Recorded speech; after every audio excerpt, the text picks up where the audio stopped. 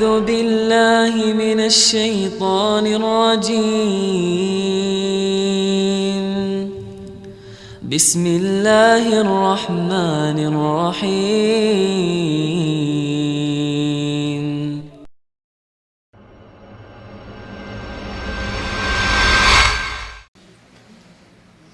Kenapa orang takut ikut kajian salafi? Allahu a'lam. Kenapa nih takut? Siapa yang takut nih? Katanya keras ya. Biasanya orang kalau bilang keras itu karena ada alasan banyak penyebabnya. Yang pertama itu karena mereka belum pernah ikut sebelumnya. Dan mereka cuma sampai kepadanya sepotong-sepotong fatwa. Misal dia belum pernah pakai jilbab. Begitu disampaikan, nggak boleh loh ada ustadz ini terkenal ustadz dengan julukan salafi misalnya, dan saya sudah bilang tidak ada kelompok salafi ya. Saya sudah bilang berapa kali, orang-orang teman-teman kita yang berdakwah mengikuti sunnah Nabi sering mengatakan kaum salaf ya. Kaum salaf maksudnya orang-orang terdahulu nih, jadi sahabat, tabiin, itu maksudnya gitu kan. Tapi divonis lah ini kelompok salafi. Biasanya teman-teman yang mengikuti sunnah Nabi ini, kalau haram, halal, nggak ada toleransi. Memang begitu supaya jelas. Soalnya kalau kita masih toleransi, dibungkus-bungkus, dikemas, nanti orang masih setengah-setengah. Emang haram ya haram. Ustadz hukumnya riba gimana? Haram, nggak boleh. Terus bagaimana jalan keluarnya? Ya usahakan untuk keluar, dikasih tahu. Nggak mungkin, karena saya kerja di bank Ustadz, kira-kira saya masih bisa nggak kerja dulu beberapa waktu, sampai nanti saya dapat kerjaan yang lain. Kalau dia tidak begitu sunnah Nabi, mungkin dia masih bisa mengatakan, ya nggak apa-apa lah sampai kau dapat kerja. Wah ini berapa hari ditanggung sama dia tuh. Nggak boleh dong. Dia mesti haram ya haram. Allah haramkan loh. Pak nggak boleh, ibu nggak apa-apa, nggak boleh loh ya. Sudah tahu. Sebab kalau orang yang berbuat salah tadi bertaubat, ya gitu, maka apa yang masalah riba misalnya, apa yang dia pernah dapatkan, Allah maafkan tuh. Dia pernah punya rumah, dia punya mobil. Kalau dia belum tahu sebelumnya, maka itu dianggap bagi dia nggak masalah, sudah halal buat dia. Sekarang dia berusaha keluar dari masalah dia. Tapi seorang mufti, seorang alim tidak boleh mengatakan, oh boleh nggak apa-apa. Nah ini boleh nggak apa-apa nih, jadi masalah. Nah ini poin pertama, penyebab pertama. Biasanya karena mereka belum menjalankan perintah agama, kemudian sampai kepada mereka fatwa sesuatu yang sepotong saja berhubungan dengan pelanggaran yang dia lakukan. Masalah tidak pakai jilbab, oh itu berarti berdosa, nanti begini. Dia cuma tangkap itu saja, dia tidak lihat globalnya, gitu kan. Jadi ini saran saya tentunya harusnya mereka hadir, mereka dengar 1 kali pengajian, 2 kali pengajian, lihat materi yang berbeda, maka mereka akan dapat jawabannya insya Allah, gitu kan. Alasan yang lain, emang dasarnya ada juga orang yang maunya itu ilmu agama semua gampang-gampang saja, gitu kan. Nah ini yang berbahaya nih. Jadi dia suka kalau datang pengajian itu ustadznya ceramah 15 menit ceramah, sisanya dongeng, tawa-ketawa, gitu kan.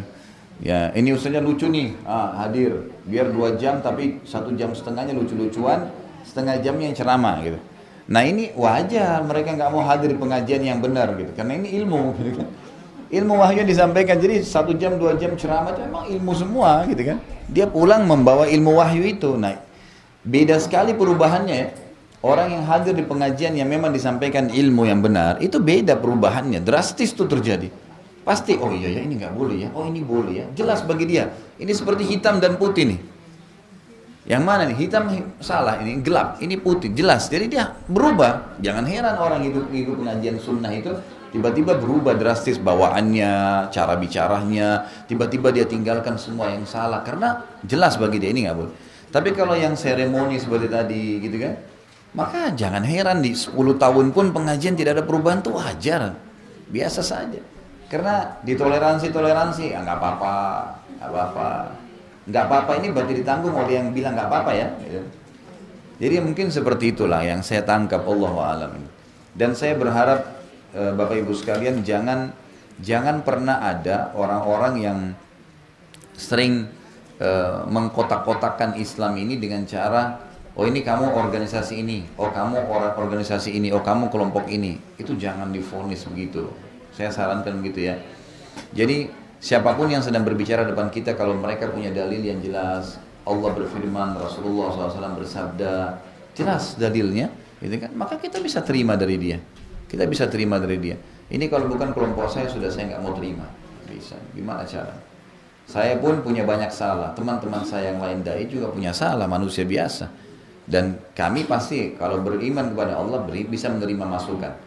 Saya terbuka sekali, saya sampai sampaikan di YouTube kalau saya pernah menyebutkan sesuatu yang salah, tolong disampaikan.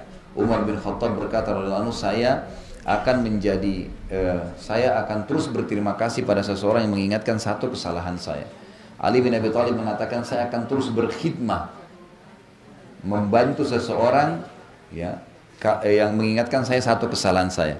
Kita wajar salah, jadi jangan sampai juga Bapak Ibu memvonis misalnya kalau Ustadz itu tidak mungkin salah. Bisa salah, bisa salah, bisa dari riwayat yang salah disampaikan gitu kan.